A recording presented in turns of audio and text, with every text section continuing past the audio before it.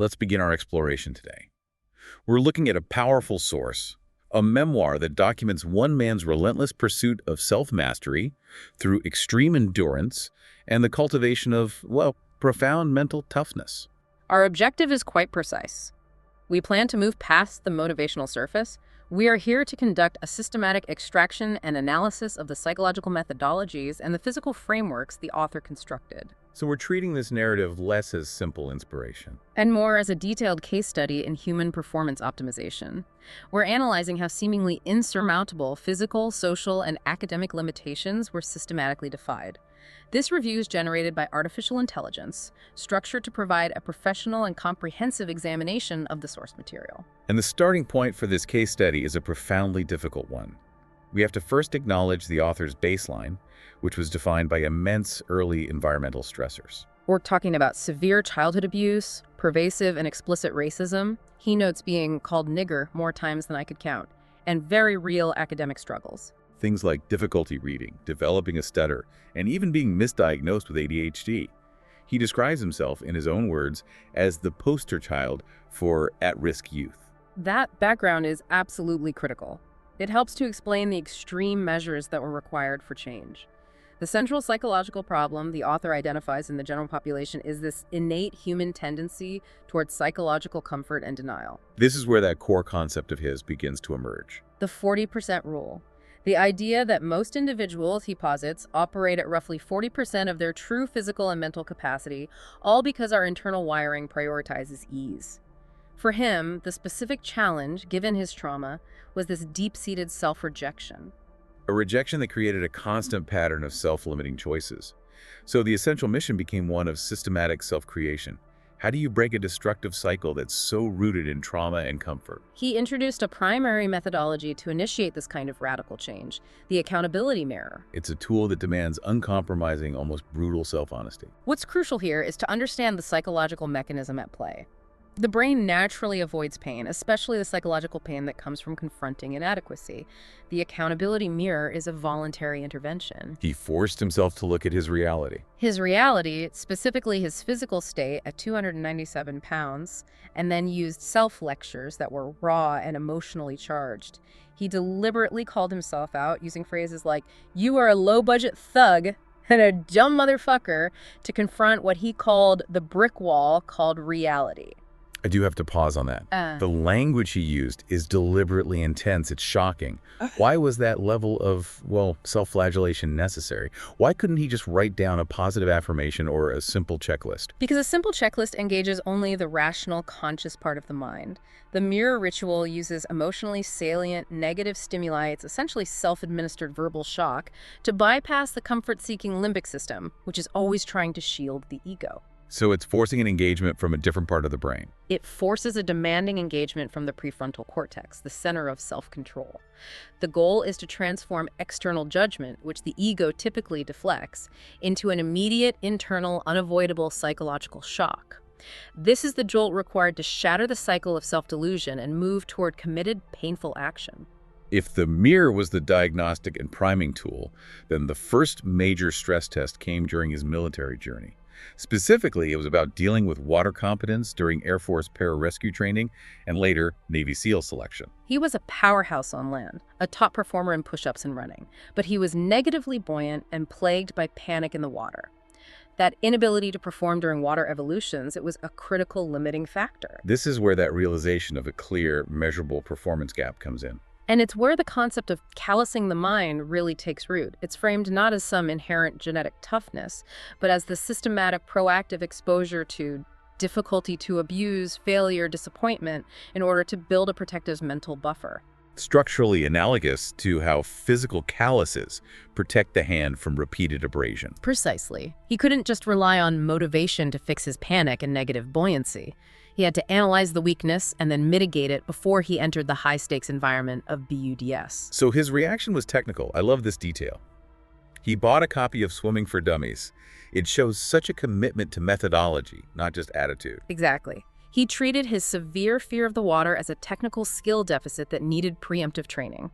He studied the diagrams, he practiced breath holds outside of the structured training environment, and he trained until he achieved a fundamental competence. Callousing the mind requires acknowledging the deficit, systematically exposing yourself to the stressor, and developing the skill before the critical test arrives. It is, in essence, proactive resilience engineering. That deep focus on the competitive environment brings us to another psychological tool he calls taking souls.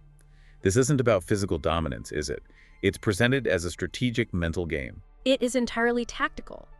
Taking souls is the act of gaining a psychological or tactical advantage over an opponent, or even the environment itself, by anticipating their mental breaking point or exploiting their fatigue, often without them realizing they've been beaten. It is built on superior staying power. And the classic application is during Hell Week's infamous surf torture. Can you walk us through how that was applied in that scenario? During the absolute peak of the physical and mental misery, the extreme cold, the shivering, when everyone else's focus was purely on internal survival, he made a conscious choice to defy the expected response. He stood apart, refused to shiver dramatically, and started humming. That calculated strategic defiance was designed to bother the instructors and to demonstrate a superior internal locus of control. He was weaponizing his mindset against the instructors themselves. It wasn't just about enduring, it was about projecting a superiority of will in order to break the will of the competition. The operational objective of this technique is to push beyond that initial urge to quit and access a second wind. Which could be psychological or physiological. The result is the same. It's the mental discipline to outlast the adversary's will. The core of taking souls is meticulous preparedness, deep self-knowledge, and an accurate assessment of the adversary's breaking point. That brings us to the next phase. Applying this philosophy to the extreme laboratory of ultra-endurance running.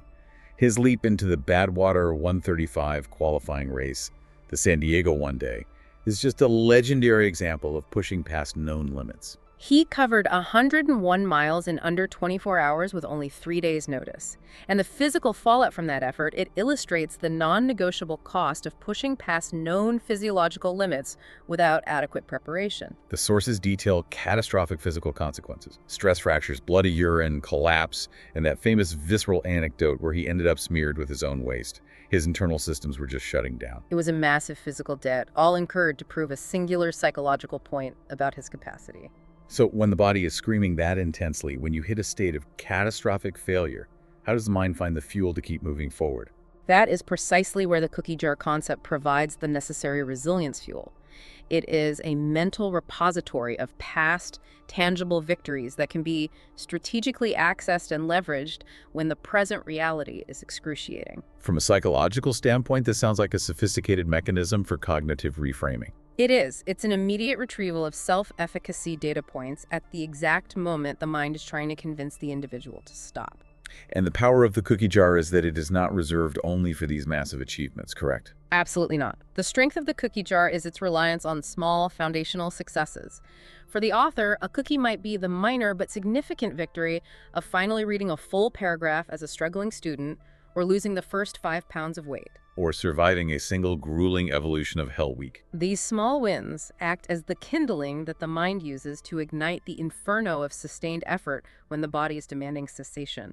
It's a controlled thought interruption methodology. In his subsequent preparation for Badwater, the focus shifted to a rigid work ethic, which links directly back to applying the 40% rule to daily scheduling. How did he structure that preparation? The preparation was governed by a mandate for rigorous time auditing. His life was viewed and scheduled as a 24-hour mission.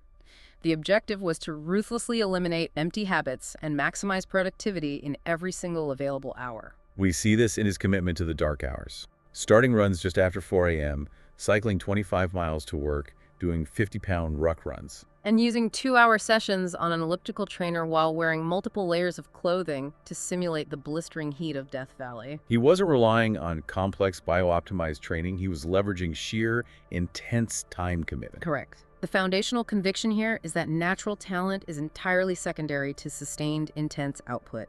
By demanding effort far beyond standard norms, the author positioned the traditional 40-hour workweek as merely satisfactory, a definition of mediocrity. Now we arrive at what might be the most stunning, most technically significant piece of medical evidence in the entire source text. It fundamentally redefines everything we have discussed about his physical capacity. The diagnosis of an atrial septal defect, an ASD, or a hole in the heart, which was discovered when he was in his 30s. This diagnosis is the critical empirical data point. It turns the narrative from one of superhuman effort into one of verifiable psychological mastery. Because the ASD meant the author had been operating on approximately 50% of the necessary oxygen supply for optimal athletic performance his entire adult life. That includes the entire period of Navy SEAL training and those extreme ultramarathons. So, if the premise is that people only use 40% of their mental capacity, but he was simultaneously operating on 50% of the necessary physical oxygen supply, it just entirely shifts the conversation away from superior genetics. It provides absolute, irrefutable proof that his extraordinary accomplishments were achieved entirely by harnessing the power of the mind to endure, rather than relying on God-given talent or superior physiological structures. The body was structurally compromised, yet the mind forced the output. And even after this shocking diagnosis, the setbacks continued. The first surgical attempt to repair the ASD failed, causing his heart to go into atrial fibrillation, AFib. Which critically reinforced the requirement for unwavering mental control. The necessity wasn't just to recover physically, but to maintain the discipline of training while his heart was failing and functioning erratically. That focus on continuous effort leads directly to the philosophy of starting at zero. Even after achieving the status of a Navy SEAL and completing Army Ranger School, the author deliberately sought out harder, more specialized training. This mindset mandates constantly seeking ignorance. It requires deliberately putting yourself back in the uncomfortable position of being the least knowledgeable or skilled person in the room. The dumb fuck in the classroom again, as he puts it, in order to expand one's knowledge. Achievement isn't a permanent state. It's a temporary milestone. A milestone that must immediately be followed by seeking the next level of incompetence to overcome. Complacency is the antithesis of growth. The final optimization phase documented is this extreme self-rehabilitation process, using the Joe Hippensteel methodology to reverse the physical decay caused by years of chronic, unrelenting stress. This is a sophisticated example of self-engineering to restore performance potential. The author recognized significant physical decay. A compressed spine, losing nearly 2 inches in height, and intensely tight muscles, particularly the psoas. The fight or flight muscle. Exactly. It contracts severely when the sympathetic nervous system is chronically engaged. Years of relentless training had literally locked up his physical structure. So his mental fortitude was unintentionally damaging his physical frame over time. What was the systematic solution to reverse that damage? The solution was systematic, long-term restoration. It required years of extreme targeted stretching, sometimes 6 to 12 hours per day, dedicated to restoring optimal range of motion and decompressing the spine. The outcome validates the effort. He achieved running paces in his 40s, a 7:15 per mile pace, that were demonstrably faster and more comfortable than when he was in his 20s. He engineered a complete physical rebuild on top of his mental armor. The analysis we've performed provides a detailed look at these methodologies. But to fully grasp the grit, the rawness, and the context of these processes, we absolutely recommend that you engage with the full source text. The true technical achievement we've analyzed today is the creation of a closed-loop system for generating sustained high performance. It's not just the physical feats themselves. It is the systematic, documented method of building an armored mind. A character foundation so sound that it successfully transmutes enduring pain, failure, and severe physiological limitations into an engine for continuous, measurable growth. That sustained, deliberate self-engineering is the operational definition of becoming the uncommon amongst the uncommon. Thank you for joining us for this in-depth analysis of systematic high-performance strategies. As you reflect on these detailed concepts, consider this final thought. If the author achieved all of this while operating on only 50% of the necessary oxygen supply, what immense untapped capacity are you ignoring in your own life right now, purely by choosing comfort? We encourage friends of the show to subscribe, continue their pursuit of knowledge with us. We wish you a great day.